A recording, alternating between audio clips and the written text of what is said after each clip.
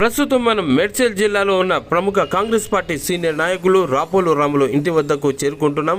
ప్రస్తుతం మేడ్చల్ జిల్లా కాంగ్రెస్ పార్టీ పరిస్థితి చాలా ఆందోళనకరంగా మారింది. పథకాలు కూడా ప్రజల వద్దకు చేరట్లేదు. సమస్యలు అలాగే కొనసాగుతున్నాయి. విసుగు నిరాశ పెరిగిపోయింది. ఈ విషయం మీద ఆయనతో నేరుగా ప్రశ్నిద్దాం, చర్చిద్దాం.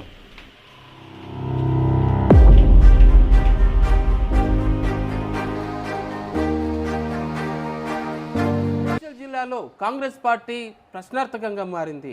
అసలు అస్తిత్వం ఉందా? ఒక ఎమ్మెల్యే లేరు, ఎంపీ లేరు. కాంగ్రెస్ పార్టీ ప్రవేశపెట్టిన పథకాలు జనంలోకి పోవట్లేదు. ఒకప్పుడు గట్టిగా దూసుకెళ్ళినటువంటి ఆ పార్టీ ఇప్పుడు జనంలో తక్కువగా కనబడుతుంది. సరే, ఇలాంటి విషయాలపై మనతో డిస్కస్ చేయడానికి ప్రముఖ కాంగ్రెస్ పార్టీ సీనియర్ నాయకులు రాపోలు రాములు గారు మనతో ఉన్నారు. ఒకసారి వారితో చర్చిద్దాం. అన్న నమస్తే. మేడ్చల్ జిల్లా మొత్తంలో ఒక్క గెలిచినటువంటి ఎమ్మెల్యే లేరు, ఒక ఎంపీ కూడా లేరు. ఎంతగానో కష్టపడి గెలిచినటువంటి ప్రభుత్వం ఏర్పాటు చేసుకున్నటువంటి కాంగ్రెస్ పార్టీ ఇప్పుడు ఆ పథకాలు జనంలోకి పోవట్లేదు.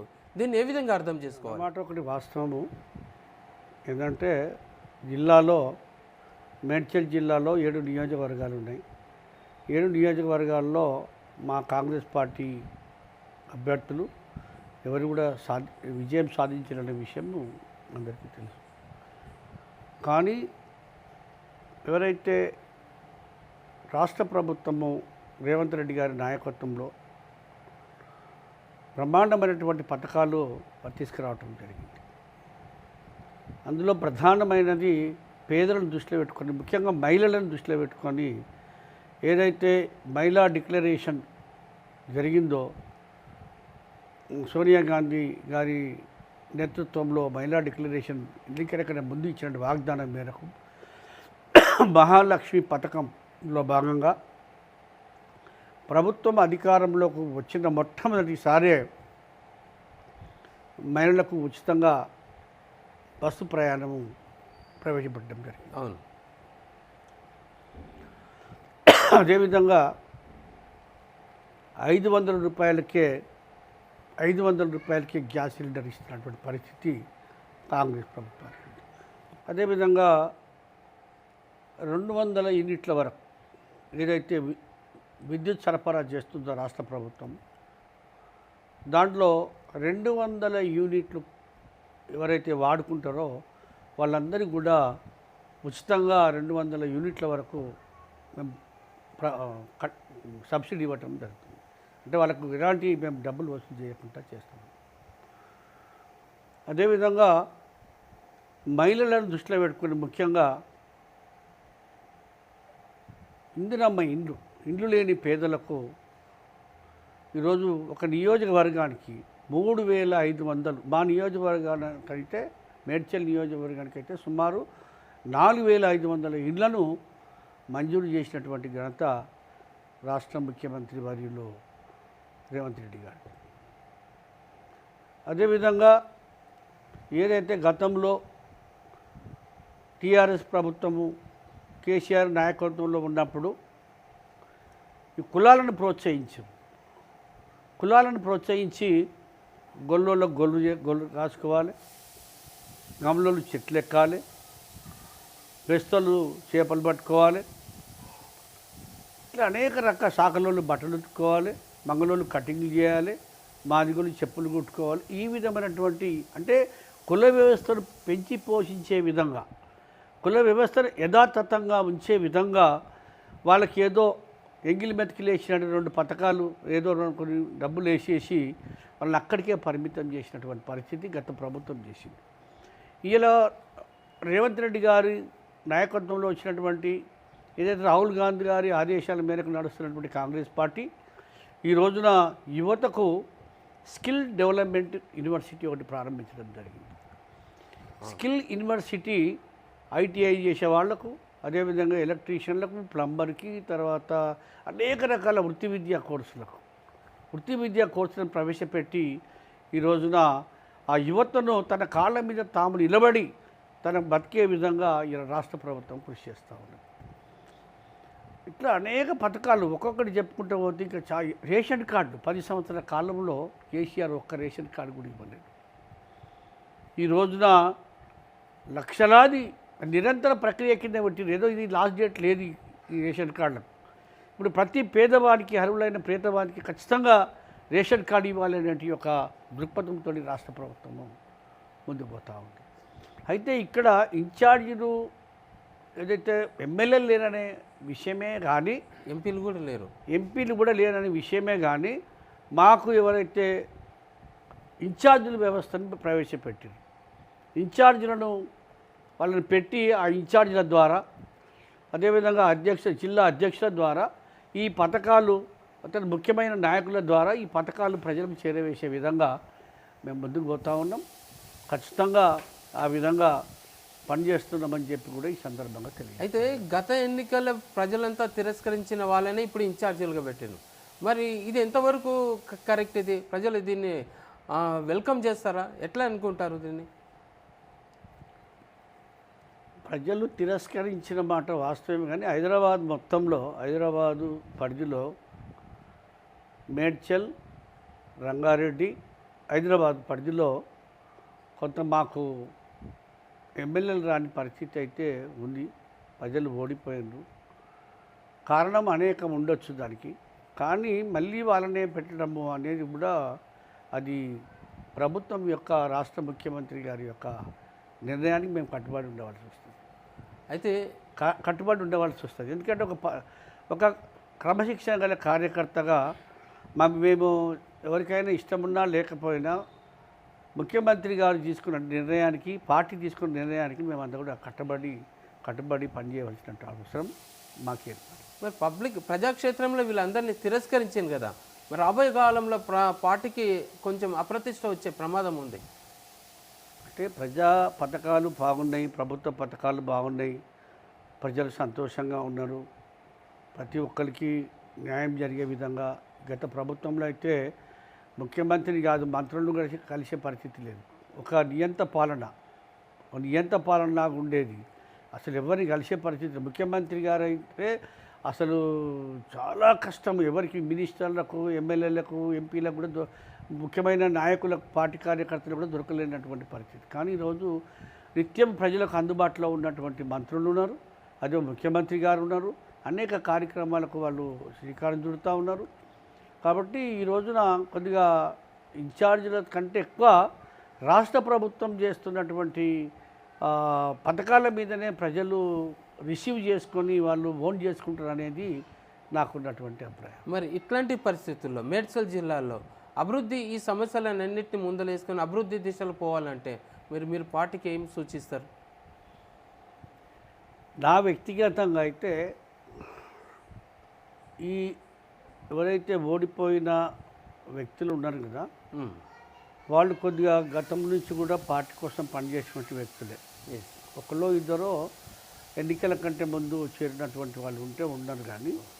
కానీ వాళ్ళతో పాటుగా ఇంకొక నలుగురిని ఒక 5 man కమిటీ లాగా, ఒక 5 మంది సభ్యులతోటి నియోజకవర్గం డెవలప్మెంట్ కమిటీ, అభివృద్ధి కమిటీ కింద పెట్టి ఉంటే, అందులో ఒక మహిళ, ఎస్సీలు, బీసీలు, ఓసీలు, ఇన్ఛార్జ్ ఎవరైతే క్యాండిడేట్ చేసిండో వీళ్ళందరూ ఒక 5 man కమిటీ కింద వేస్తే బాగా బ్రహ్మాండంగా అయితే పార్టీ కూడా మంచి పేరు వచ్చి ఉండేది. వస్తుంది. కానీ ఆ విధంగా మరి రాష్ట్ర ప్రభుత్వం, ముఖ్యమంత్రి గారికి అన్ని విషయాలు తెలుసు, అనేక రకాల ఫీడ్బ్యాక్ వాళ్ళకు ఉంటుంది, అనేక సలహాలు, సూచనలు వాళ్ళకు ఉంటాయి. ఆ వైపు వాళ్ళు ఆలోచన చేస్తారని నేను భావిస్తున్నా. ఇంకా ఏ రకమైన ఆలోచనలు చేసి ఏ విధంగా అయినా సరే కాంగ్రెస్ పార్టీకి, ప్రజలకు న్యాయం చేయాలన్నటువంటి ఆలోచన ఉంటుంది. అయితే ఇప్పుడు మేడ్చల్ జిల్లాలో అనేక సమస్యలు ఉన్నాయి. ఈ సమస్యలన్నింటిని పరిష్కరించడానికి ఇప్పుడు ఒకవేళ ప్రభుత్వం కనుక ఈ కమిటీ వేస్తే ఈ సమస్యలన్నీ నివృత్తి అవుతాయా, లేకపోతే ఏం చేస్తే బాగుంటుంది? ఇప్పుడు అనేక రకాల సూచనలు వస్తాయి ప్రభుత్వం చెప్పడానికి. 5 మంది ఉన్నారు అనుకో, అందులో ఎస్సీలు ఉన్నారు, ఎస్సీలు ఎదుర్కొంటున్నటువంటి సమస్యలకి, ఎస్సీలకు ఏమేమి కావాలనో అట్లా మహిళలు ఉన్నారు, మహిళలకు ఏ సమస్యలు ఉన్నాయని మహిళలు రిప్రజెంట్ చేస్తారు. అదే బీసీలు ఉన్నారు, బీసీలలో ఉన్నటువంటి అవసరాలు ఏమున్నాయో అని వాళ్ళు చెప్తారు. అయితే ఓసీలలో ఉన్నటువంటి పేదలు ఉన్నారు, వాళ్ళకి ఏ విధంగా కావాలనో ఏ విధమైన అవసరాలు ఉన్నాయో వాళ్ళు ఫీడ్బ్యాక్ ఇస్తారు. అదేవిధంగా మైనారిటీ ఉన్నారు, మైనారిటీలకు ఉన్నటువంటి సమస్యలు ఏమున్నాయో వివిధ రకాల వ్యవస్థలో ఉన్నటువంటి అన్ని కులాల్లో ఉన్నటువంటి సమస్యలను ప్రభుత్వానికి నివేదించడం ద్వారా ప్రభుత్వము ఖచ్చితంగా వాటి పరిష్కారాన్ని కృషి చేసి సమస్యలు పరిష్కారం అయ్యే విధంగా అంటే ఉంటుందని నా ఆలోచన విధానం. అంటే కమ్యూనిటీ పరంగా ఉన్నటువంటి సమస్యలు కాకుండా సామాన్య జనానికి అందరికీ ఉండేటువంటి జిల్లాలో ఉన్నటువంటి సమస్యలు ఉన్నాయి, అవి మీకు కూడా తెలుసు. వాటిని ఎట్లా ముందుకు తీసుకెళ్తారు? మీ దృష్టిలో ఉన్నటువంటి సమస్యలు ఏంటి అసలు? నా దృష్టిలో నేను గతంలో కూడా చాలా ఇంటర్వ్యూలు చెప్పిన, ఇక్కడ ప్రధానంగా ఈ నియోజకవర్గంలో ఉన్నటువంటి ప్రధానమైన సమస్య ఒక డిగ్రీ కాలేజ్. ఇక్కడ విద్య లేకపోతే విద్య అనేది చాలా ప్రధానమైన సమస్య. చదువు ఉంటే విద్య లేనివాడు వింత పశువు గతంలో ఒక నానుడు ఉండేది. కాబట్టి విద్య కోసము ఖచ్చితంగా ఒక డిగ్రీ కాలేజీ, ఒక సెంటర్ పాయింట్ చూసి ఎక్కడో ఒక దగ్గర ఒక డిగ్రీ కాలేజీ అయితే తీసుకురావాల్సినటువంటి అవసరం. అదేవిధంగా మా జిల్లాలో పోలిస్తే మాకు 3 జూనియర్ కాలేజీలు అవసరం. ఒకటి ఉప్పల్ డిపో ఏ ప్రాంతంలో ఒక జూనియర్ కాలేజ్, ఇంటర్మీడియట్ కాలేజ్. అదేవిధంగా ఇక్కడ దమ్మాయిగూడ, నాగారం మున్సిపాలిటీ, కీసరా ఆ ప్రాంతానికి ఒకటి.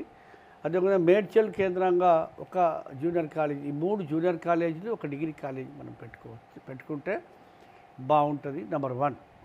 అదేవిధంగా లైబ్రరీ అనేది కూడా చాలా అవసరము.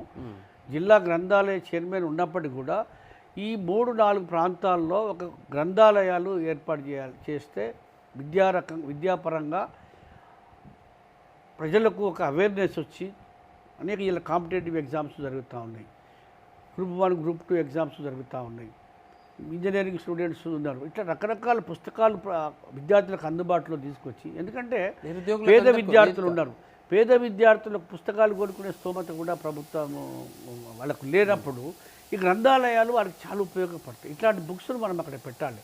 ఏదో ఇస్త్రీ అవి కాకుండా మిగతా ఇప్పుడు ప్రజలకు ఏం అవసరం ఉంది, ఏ రకమైనటువంటి ప్రజలకు విద్యార్థులకు ఏ రకమైన పుస్తకాలు అందుబాటులో తీసుకురావాలనో, టెక్నికల్ బుక్స్ కానీ ఇట్లాంటి కొన్ని పుస్తకాలు అందుబాటులో తీసుకొస్తే బాగుంటుంది అనేది 3వ పాయింట్. ఇంకా 3వ పాయింట్ ఏంటంటే ఒక ఆసుపత్రి ఒక 50 పడకల హాస్పిటల్ ఒక 3-4 మనం ఇక్కడ ఏర్పాటు చేసుకోవాలి. ఎక్కడ కూడా ఒక ప్రభుత్వ దవాఖానాలు లేదు. ఏదో బస్సు దవాఖానాలు గతంలో పెట్టింది కానీ దానివల్ల ఏం ఉపయోగం లేదు. కాబట్టి ఒక సూపర్ స్పెషాలిటీ హాస్పిటల్ జిల్లా హెడ్ క్వార్టర్లో, మిగతా నియోజకవర్గంలో 50 పడకల ఆసుపత్రులు పెడితే బాగుంటుంది అనేది నా ప్రధానమైన ఉద్దేశం. అదేవిధంగా ఏదైతే ఇక్కడ డంపింగ్ యార్డ్ ఉందో జవహర్ నగర్లో, నిత్యం దుర్వాసన అక్కడ వస్తూ ఉంది. దుర్వాసన వస్తుంది. ఆ చెత్తనంతా కూడా సిటీలో ఉన్న చెత్తనంతా తీసుకుని అక్కడ డంప్ చేయడం చేత అక్కడ ప్రజలందరూ కూడా అనారోగ్యానికి గురవుతుంది. అది నెంబర్ 1. నెంబర్ 2 ఏంటంటే గ్రౌండ్లోకి వెళ్ళి వాటర్ని కూడా పొల్యూట్ చేస్తూ ఉంది. అది తాగడం చేత చాలా ఇబ్బంది. బోర్లు అది ఈ రోజుల్లో ఖచ్చితంగా బోర్ నీళ్ళ మీద ఆధారపడక తప్పదు మనం. కాబట్టి ఇవన్నీ కూడా పొల్యూషన్ రావటం, ఎయిర్ పొల్యూషను, తర్వాత ఈ దుర్వాసన రావటం, అనారోగ్యాలు కావటం, ప్రజలు అదే స్కిన్ డిసీజులు రావటం, ఇట్లాంటి వ్యాధులకు గురవుతూ ఉన్నారు. తప్పకుండా దాన్ని ఒక ఎలక్ట్రిక్ ప్రాసెసింగ్ యూనిట్ పెట్టి చెత్తను ఎరువుగా మార్చేటట్టుగా గతంలో కొంత ప్రయత్నాలు జరిగినప్పటికో అనుకున్న మేరకు విజయం సాధించలేదు. ఇంకా దాన్ని స్పీడప్గా, ఎందుకంటే ప్రజల ఆరోగ్యం కంటే మించింది ప్రభుత్వాలు కావాల్సింది ఇంకేం లేదు. ఏ దేశ ప్రజలైతే ఆరోగ్యంగా ఉంటారో ఆ దేశం అభివృద్ధిలోనికి పోతుంది. అనారోగ్యం ఉంటే ఆసుపత్రులు అవుతుంది. కాబట్టి ఆరోగ్యకరమైనటువంటి వాతావరణాన్ని కల్పించాల్సిన బాధ్యత ప్రభుత్వాలకు ఉంటుంది. ఖచ్చితంగా మా ప్రభుత్వం మీద ఆ దిశలో అడుగు వేస్తుందని కూడా మేము నమ్ముతున్నాం. ఈ విషయాలన్నీ కూడా మేము రాష్ట్ర ముఖ్యమంత్రి గారికి దృష్టికి, గతంలో ఆయన ఎంపీగా ఇక్కడ చేసినప్పటికే చాలా విషయాలు అవగాహన ఉన్నాయి. కానీ ఆయన ఉన్న బిజీ షెడ్యూల్లో కొంత ఇవి మర్చిపోయేటువంటి అవకాశం ఉంటుంది. కాబట్టి ఇవన్నీ ఎప్పటికప్పుడు మనము ఆయన దగ్గర తీసుకెళ్ళి, మాకు ఇంకొకటి మంచి గొప్ప మనకు ఒక మంచి విద్యావంతుడైనటువంటి అపారమైన అనుభవం కలిగినటువంటి శ్రీధర్ బాబు గారు మాకు జిల్లా మంత్రిగా ఉన్నారు. ఆయనకు పాపం ఎవరు పోయినా సరే, ఏ ప్రజలు పోయినా సరే ఖచ్చితంగా స్పందిస్తారు, సంబంధిత అధికారులకు ఫోన్ చేస్తారు, పనులు చేస్తారు. తర్వాత నిధులు కూడా విపరీతంగా ఇక్కడ తీసుకురావడానికి విశేషమైన కృషి జరుగుతూ ఉంది.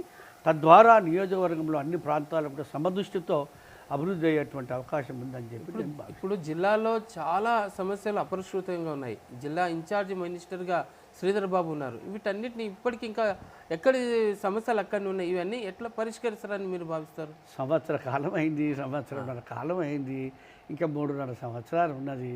ఒకే రోజులో మార్పు అనేది అనివార్యము. గత ప్రభుత్వం చేసినటువంటి అనేక తప్పిదాల వల్ల అనేక రకాల దోపిడీ చేయటం చేత ఇక్కడ ఇన్ఛార్జిగా ఉన్న ఎమ్మెల్యేగా ఉన్న మంత్రి మల్లారెడ్డి వల్ల దోపిడీకి గురైంది. ఇది ఏంది ఒక దగాబడ్డ నియోజకవర్గంగా మారిపోయింది. ప్రభుత్వ భూములు కబ్జాలు అయిపోయినాయి. ఎస్సీ ఎస్టీల భూములు ప్రభుత్వం లాక్కొని రైతు వేదికలు, శ్మశాన వాటికలు, అదేవిధంగా ఇట్లా రకరకాల అది హరితవనాలు ఇవన్నీ కూడా పేదల భూములు లాక్కున్నారు. ఈరోజు భూభారతి ద్వారా అవన్నీ కూడా వెనక్కి తీసి పేద ప్రజలకు అందియాలన్నటువంటి ఆలోచనలో ప్రభుత్వం చేస్తుంది.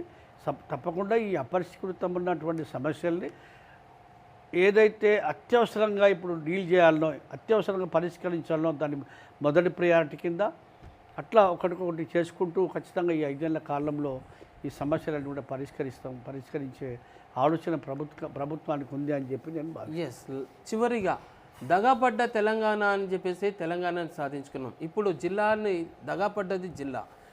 గత ప్రభుత్వం హయాంలో జిల్లా మొత్తం సర్వనాశనం అయింది. ఇప్పటికైనా ఈ జిల్లా మేల్కోవాలంటే, అభివృద్ధి పథంలో రావాలంటే ప్రభుత్వానికి మీరు ఇచ్చే సూచనలు ఏంటో వివరంగా చెప్పండి. అంటే ఇందాక నేను చెప్పిన కదా, కొంచెము అర్బన్లో ఉన్న మాకు ఎమ్మెల్యే లేరు కాబట్టి ఇక్కడ మా జిల్లాకు ఇప్పుడు కొన్ని జిల్లాలల్లో మేము పేరు చెప్పదలుచుకో కానీ ఒక జిల్లాకు 3 మంత్రులు ఉన్నారు. 3 మంత్రులు ఉన్నారు, 4 చైర్మన్లు ఉన్నాయని.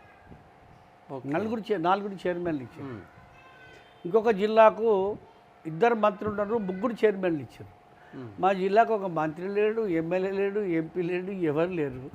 మాకు కూడా ఒక 3 చైర్మన్లు ఇస్తే బాగుంటుంది అనేది నా సూచన. అది ఏంటంటే ఒక ఎస్సీ, ఒక బీసీ, ఒక ఓసీ క్యాండిడేట్, అందులో ఒక మహిళ కూడా ఉంటుంది. ఈ విధంగా ఇస్తే ఏంటిదంటే ఎప్పటికప్పుడు వాళ్ళకు కొంత అధికారాలు ఉంటాయి. కొంత డెవలప్మెంట్ చేస్తే అధికారులు వాళ్ళ మాట వినేటువంటి ఆస్కారం ఉంది. జిల్లా అధికారులు కానీ, మండల అధికారులు కానీ, పోలీస్ డిపార్ట్మెంట్ కానీ, రకరకాల వ్యవస్థలన్నీ కూడా వీళ్ళ ఆధ్వర్యంలో పనిచేసేటువంటి అవకాశం ఉంటుంది. కాబట్టి ఒక 3 చైర్మన్లను మాకు కేటాయించాలని చెప్పి నేను రాష్ట్ర ప్రభుత్వాన్ని కోరుతా ఉన్నాను. తద్వారా మంత్రి గారు ఉంటారు, చైర్మన్లు ఉంటారు, ఈ ఇన్ఛార్జి కమిటీలు వీళ్ళందరూ ఉంటారు. కాబట్టి ఇవన్నీ కూడా ఒక అంచెలుగా 3 వ్యవస్థలను అట్లా గట్టిగా ఏర్పాటు చేస్తే ఎక్కడ వాళ్ళకి అక్కడ కూడా మనము పని చెప్పి ఆ వ్యవస్థలను గట్టిగా పటిష్టంగా చేస్తే తప్పకుండా జిల్లా విజయపథంలో నడుస్తుందని నేను ఘంటాపథంగా చెప్పదలుచుకున్నాను. ఇది సంగతి. నగరానికి ఆనుకొని ఉన్న మేడ్చల్ జిల్లా అభివృద్ధికి నోచుకోకపోయింది. అయితే ఇకనైనా ప్రభుత్వం మేల్కొని మేడ్చల్ జిల్లాని అభివృద్ధి పథంలో ముందుకు తీసుకెళ్లాలని కోరుకుందాం. ఈ